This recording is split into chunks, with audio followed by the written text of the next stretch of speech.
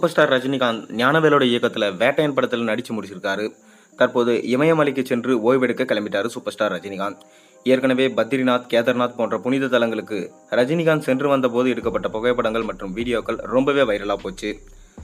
இதைத் தொடர்ந்து இமயமலைக்கு சென்றுள்ள ரஜினிகாந்த் அங்கு இமயமலை அடிவாரத்தில் நின்றபடி எடுத்துக்கொண்ட புகைப்படங்கள் சமீபத்தில் தான் ரொம்ப வைரலாயிட்டு இருக்கு. வெள்ளை நிற வேஷ்டியில சட்டை அணிந்து ஷால் ஒன்றை போட்டபடி கூலிங் கிளாஸ் அணிந்து செம கூலா தலைவர் போஸ் கொடுத்திருக்காரு. இதுதான் இப்போ செம வைரலாக போயிட்டுருக்கு. ஏற்கனவே இதே போல் 2014ஆம் ஆண்டு ரஜினி போஸ்ட் கொடுத்த புகைப்படத்தை இப்போது வெளியிட்டு 10 ஆண்டுகளுக்கு பின்னரும் தலைவர் அப்படியே இருக்கார் என ரசிகர்கள் இந்த புகைப்படத்துக்கு கமெண்ட் போட்டுட்டு வராங்க. இமயமலையிலிருந்து திரும்பியதும் ரஜினிகாந்த் இயக்குனர் லோகேஷ் கனகராஜ் இயக்கத்தில் நடிக்க ஒப்பந்தமாகியுள்ளதா அந்த கூலி படத்தில் இணைய இருக்காருன்னு சொல்லிட்டு சொல்லப்படுது. இதற்கான முன்னேற்பாடுகள் ஏற்கனவே முடித்துவிட்ட லோகேஷ் கனகராஜ் படப்பிடிப்பில் இணைய காத்திருக்காராம். அதை தொடர்ந்து பார்த்தீங்கன்னா வேட்டையன் படம் இப்போ அக்டோபர் மந்த் ரிலீஸ் ஆகும்னு சொல்லிட்டு அஃபிஷியலாக அனௌன்ஸ்மெண்ட் பண்ணிட்டாங்க. வேட்டையன் படத்தில் சூப்பர் ஸ்டார் ரஜினிகாந்தோட சேர்ந்து அமிதாப் பச்சன், ஃபகத் ஃபாசி, மஞ்சு வாரியர், துஷாரா விஜயன் போன்ற மிகப்பெரிய நடிகர்கள் இந்த படத்தில் இணைஞ்சிருக்காங்க. சூப்பர் ஸ்டார் ரஜினிகாந்துக்கு கடைசியாக வெளிவந்த ஜெயிலர் படம் எந்த அளவுக்கு பிளாக் பஸ்டர் ஹிட்டோ அந்த அளவுக்கு இந்த படமும் இருக்கணும்னு சொல்லிட்டு அவர் நினைச்சிருக்கிறதுனால தான் எல்லா இந்தியன் சினிமா ஆக்டர்ஸையும் இந்த படத்தில் இறக்கியிருக்காங்க. மேலும் இந்த படம் சூப்பர் ஸ்டார் ரஜினியோட படங்களிலிருந்து வித்தியாசமான படமாக இருக்கும். இந்த படத்தில் ஒரு சமூக கருத்துள்ள ஒரு விஷயத்தை வச்சு தான் படத்தை எடுத்திருக்கிறதா தாசே ஞானவேல் அவர்கள் சொல்லியிருந்தார்.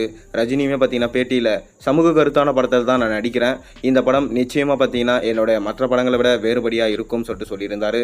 இப்போ போஸ்ட் ப்ரொடக்ஷன்ஸ் வேலைகள்லாம் பிஸியாக போயிட்டுருக்கு.